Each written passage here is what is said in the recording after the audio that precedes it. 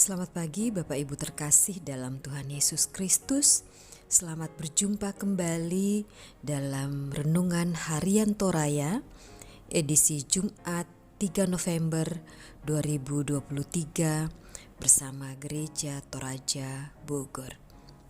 Pada pagi ini kita akan bersama-sama membaca dan merenungkan firman Tuhan dari Kisah Para Rasul 13 ayat 4 sampai yang ke-12.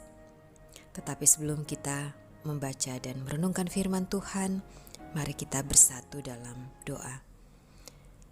Allah yang Maha Baik, kami bersyukur Tuhan, pagi ini Tuhan boleh membangunkan kami dari istirahat kami, dan sebelum kami melanjutkan aktivitas kami rindu membaca dan merenungkan firman-Mu ya Tuhan. Sucikan hati dan pikiran kami, layakkan kami dipimpin oleh Roh-Mu yang kudus, sehingga kami boleh memahami firman-Mu dan kami boleh menjadi pelaku-pelaku firman Tuhan. Ini doa kami Bapa, yang kami naikkan hanya dalam anak-Mu Yesus Kristus, Tuhan dan Juru Selamat kami yang hidup. Amin. Pembacaan kita terambil dari Kisah Para Rasul 13, Kisah Para Rasul 13 ayat 4 sampai ayatnya yang ke-12. Oleh Lembaga Alkitab Indonesia diberi judul Saulus dan Barnabas di Pulau Siprus. Oleh karena disuruh Roh Kudus, Barnabas dan Saulus berangkat ke Seleukia, dan dari situ mereka berlayar ke Siprus.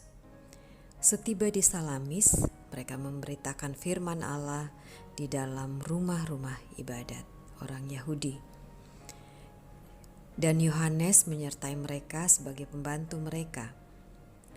Mereka mengelilingi seluruh pulau itu sampai ke Pafos. Di situ mereka bertemu dengan seorang Yahudi bernama Bar-Yesus. Ia seorang tukang sihir dan nabi palsu. Ia adalah kawan gubernur pulau itu, Sergius Paulus, yang adalah seorang orang cerdas. Gubernur itu memanggil Barnabas dan Saulus karena ia ingin mendengar firman Allah. Tetapi Elimas, demikianlah namanya dalam bahasa Yunani, tukang sihir itu, menghalang-halangi mereka dan berusaha membelokkan gubernur itu dari imannya. Tetapi Saulus, juga disebut Paulus, yang penuh dengan Roh Kudus, menatap dia dan berkata, "Hai anak iblis, engkau penuh dengan rupa-rupa tipu muslihat dan kejahatan. Engkau musuh segala kebenaran. Tidakkah engkau akan berhenti membelokkan jalan Tuhan yang lurus itu? Sekarang lihatlah, tangan Tuhan datang menimpa engkau dan engkau menjadi buta. Beberapa hari lamanya engkau tidak dapat melihat matahari." Dan seketika itu juga orang itu merasa diliputi kabut dan gelap, dan sambil meraba-raba, ia harus mencari orang untuk menuntun dia. Melihat apa yang telah terjadi itu, percayalah gubernur itu, ia takjub oleh ajaran Tuhan. Demikianlah firman Tuhan. Amin. Perenungan kita pagi ini diberi judul Menang Walau Terhalang. Lan basa Toraya nakwa patalo mui nadisa kalangan ni. Hidup tak luput dari tantangan. Demikian juga dengan pelayanan. Tetapi dalam banyak hal, halangan justru memberi spirit tersendiri untuk makin meningkatkan kekuatan menyusun strategi, sehingga makin meningkat dalam menjalankan misi pelayanan serta tanggung jawab yang sedang dikerjakan. Saulus dan Barnabas mendapat pengutusan dari Roh Kudus untuk melakukan misi penginjilan ke wilayah Seleukia, dan akhirnya mereka sampai di Pafos. Hambatan datang dari seorang tukang sihir dan nabi palsu bernama Bar Yesus yang mempunyai nama lain yaitu Elimas. Ia berusaha membelokkan pengajaran Saulus dan Barnabas agar orang tidak percaya, termasuk Sergius Paulus yang adalah gubernur daerah itu.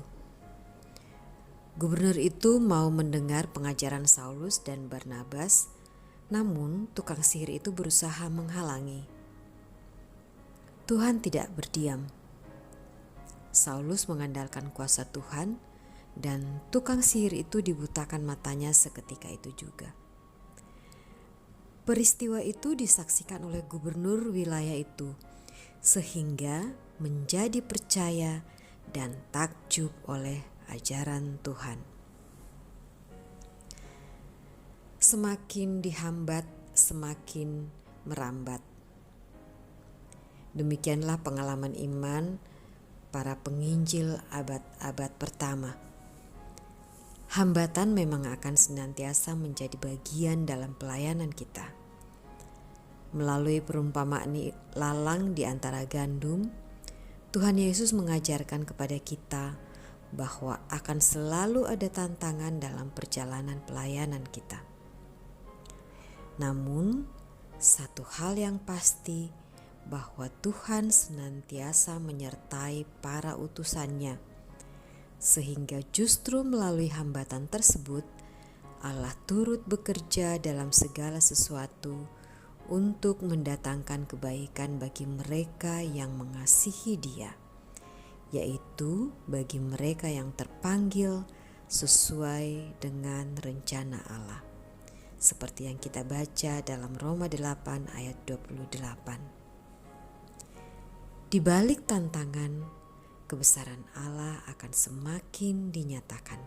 Mari kita yakini janji dan firman Tuhan ini. Amin. Mari kita berdoa. Allah yang Maha Baik, kami bersyukur Tuhan untuk firman-Mu pagi ini yang mengajarkan kami bahwa Allah turut bekerja dalam setiap pelayanan kami. Entah pelayanan kami di gereja, di tempat kerja kami masing-masing, di bangku kuliah, bangku sekolah, dan dimanapun Tuhan telah menempatkan kami. Terima kasih Tuhan kalau Tuhan yang mengajar kami lewat Saulus atau Paulus dan Barnabas yang Tuhan pakai di saat si penyihir menghalangi pelayanan mereka.